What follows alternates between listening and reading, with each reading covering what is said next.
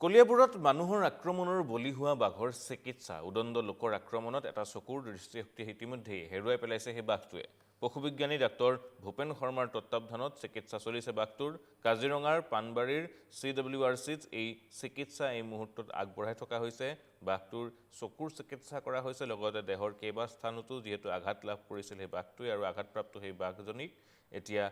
সুস্থ কৰি তুলিবলৈ যথেষ্ট তৎপৰতা দেখুওৱা পৰিলক্ষিত হৈছে পৰিৱেশ দেখুৱাইছো আপোনালোকক কিছুদিন পূৰ্বে কলিয়াবৰত মানুহৰ আক্ৰমণত গুৰুতৰভাৱে আঘাতপ্ৰাপ্ত হৈছিল এই বাঘটো এটা চকুৰে দৃষ্টিশক্তি ইতিমধ্যে বাঘটোৱে হেৰুৱাইছে আনটো চকুৰ চিকিৎসা